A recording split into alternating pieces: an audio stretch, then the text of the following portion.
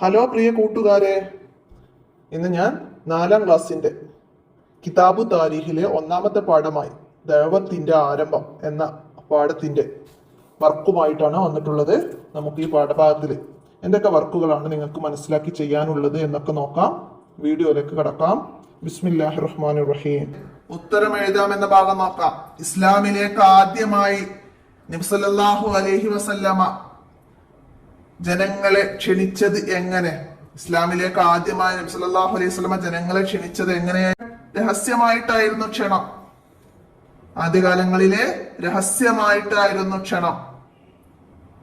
മനസ്സിലാക്കിയിട്ട് എഴുതുക. രഹസ്യമായിട്ടായിരുന്നു ജനങ്ങളെ ഇസ്ലാമിലേക്ക് ക്ഷണിച്ചിരുന്നത്. ചോദ്യവും കൂട്ടിയിട്ട് എഴുതുക. രഹസ്യ ക്ഷണം കാരണമായി എന്ത് സംഭവിച്ചു? എന്ത് സംഭവിച്ചു?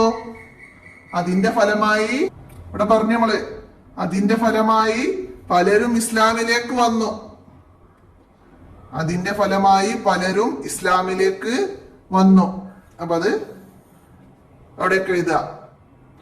അടുത്തത്, ആദ്യമായി ഇസ്ലാം സ്വീകരിച്ചത് ആരെല്ലാമാണ് ആദ്യമായി ഇസ്ലാം സ്വീകരിച്ചത്?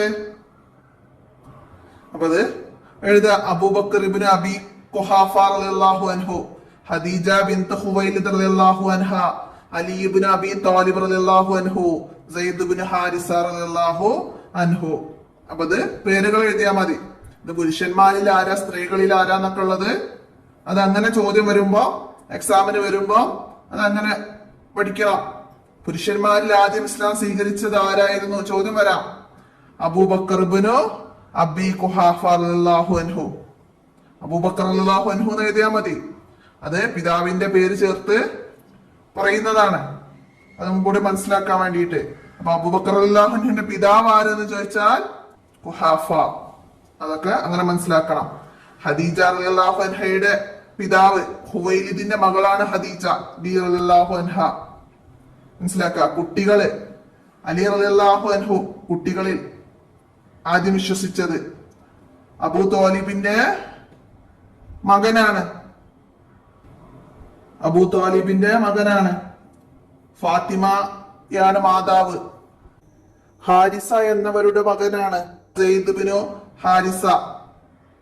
അപ്പൊ അത് അടിമത്തത്തിൽ നിന്ന് മോചിതരായവരിൽ ആദ്യം വിശ്വസിച്ചത് സയ്യിദ് ഇബ്നു ഹാരിസ. അപ്പൊ അതങ്ങനെ തന്നെ മനസ്സിലാക്കി പഠിക്കണം.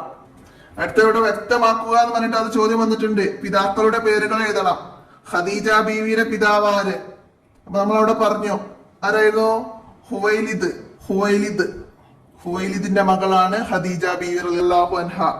അടുത്തത് അബൂബക്കർ റളിയല്ലാഹു അൻഹു ആരുടെ മകനാണ്? ഖുഹാഫ എന്നവരുടെ മകനാണ്. ഖുഹാഫ അബൂബക്കർ റളിയല്ലാഹു അൻഹു. അടുത്തത് സയ്യിദ് റളിയല്ലാഹു അൻഹു ഹാരിസ എന്നവരുടെ മകനാണ്. സയ്യിദ് ബിൻ ഹാരിസ റളിയല്ലാഹു അൻഹു എന്ന് നമ്മൾ പറഞ്ഞു. അപ്പൊ മനസ്സിലാക്കാം.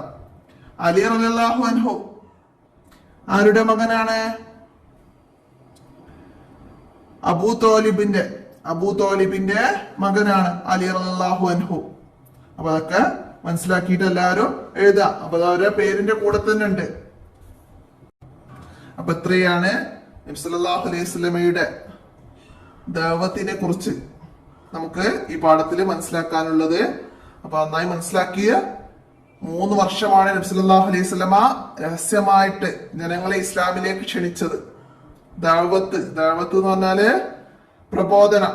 ഇവിടെ രഹസ്യ പ്രബോധനവും ആരാധനകളും നടത്തിയിരുന്നത് ദാറുൽ അർഖമിൽ വെച്ചാണ്. അപ്പൊ അതൊക്കെ നന്നായി മനസ്സിലാക്കാം. ഇത്രയാണ് ഇന്നത്തെ വീഡിയോയിൽ ഉൾപ്പെടുത്തുന്നത്. അപ്പൊ എല്ലാവരും മനസ്സിലാക്കി പഠിക്കുക.